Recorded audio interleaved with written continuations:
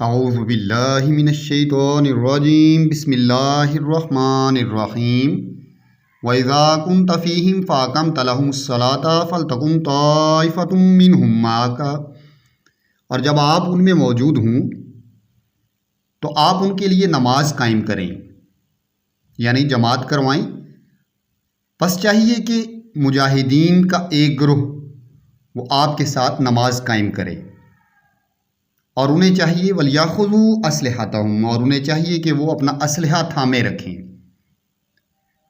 हालत जंग या हालत खौफ में नमाज अदा करने का हुक्म है और उसका तरीक़ाकार अल्लाह रब्बुल इज़्ज़त अपने प्यारे नबी हज़रत मोहम्मद सल्लल्लाहु अलैहि वसल्लम वसल्लम को बता रहे हैं कि जब हालत जंग हो और आप उनके साथ मौजूद हों, यानी कि इमाम मौजूद हो, तो उसे चाहिए कि वो नमाज कायम करे, नमाज कायम करवाए, जमात खड़ी हो जाए और मुसलमानों का, मुजाहिदीन का, जिहाद करने वालों का एक ग्रुह इमाम के साथ शामिल हो जाए पहली रकत में, लेकिन वो अपना असलहा थामे रखें।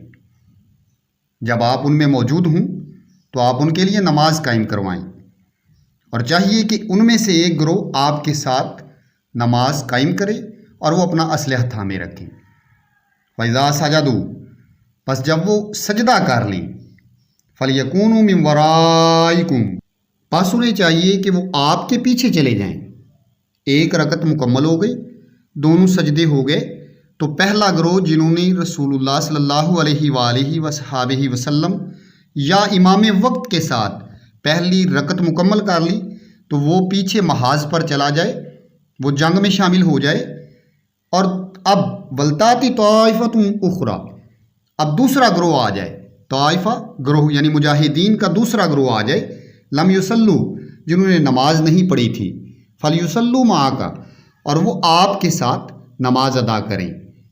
फल युसल्लू, बस चाहिए उन्हें कि वो नमाज पढ़े माँ का आपके साथ। वलियाख़ुज़ू हिज़्रहुम असलहतहुम, बस उन्हें चाहिए कि वो अपनी एहतियात और असलहा ना जाने दें, उसको थामे रखें।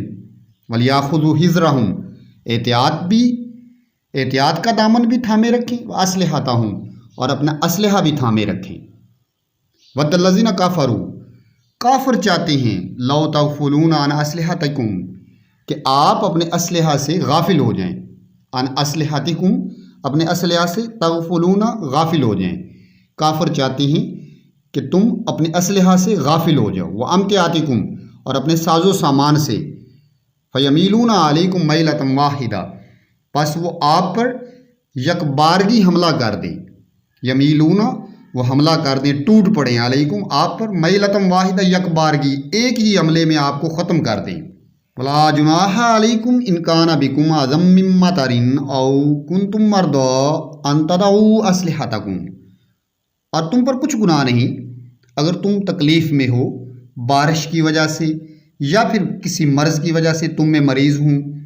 अन तदऊ असलिहतकुम, फिर तुम अपना असलहा रख सकते हो।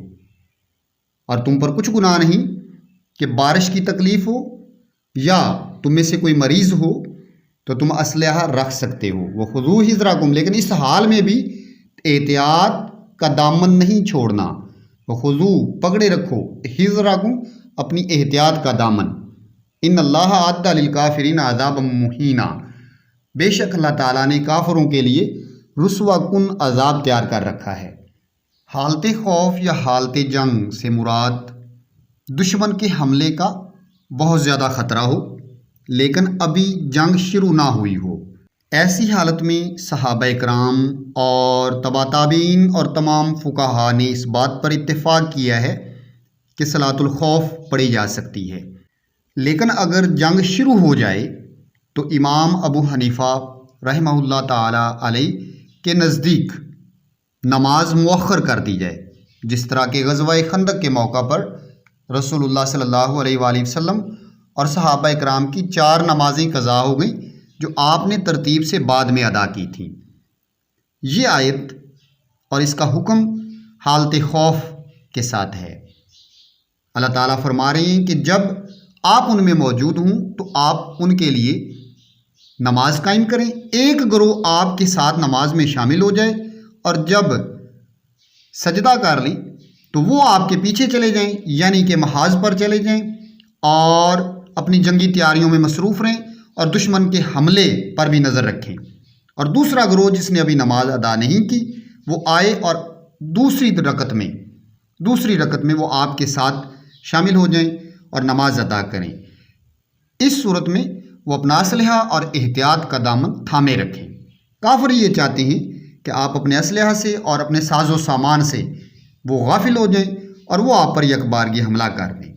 हाँ, अगर बारिश हो रही हो या तुम में कोई मरीज़ हो तो तब असलहा छोड़ा जा सकता है, लेकिन इस सूरत में भी एहतियात लाजिम है। बेशक अल्लाह ताला ने काफिरों के लिए रुस्वा कुन अजाब तैयार कर रखा है। अब जब दूसरा गिरोह आकर इमाम के पीछे नमाज कायम कर लेता है तो इमाम की 2 रकत मुकम्मल हो गई। दूसरा गिरोह वो उठे और अपनी दूसरी रकत खुद पढ़ ले और सलाम के बाद वो महाज पर चला जाए। अगर मौका हो तो जो पहला गिरोह था जिसने 1 रकत मुकम्मल की थी वो आए और फर्दन अपनी दूसरी रकत अदा कर लें और सलाम फेर दें और इस तरह से सलात खौफ मुकम्मल हो जाए।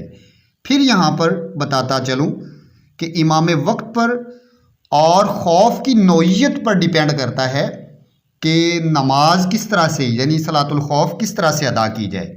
मुख्तलिफ रिवायात से 4 तरीके वो हम तक पहुँचे हैं। बहरहाल इस आयत की तफसील वो मुख्तलिफ तफासिर में देखी जा सकती है।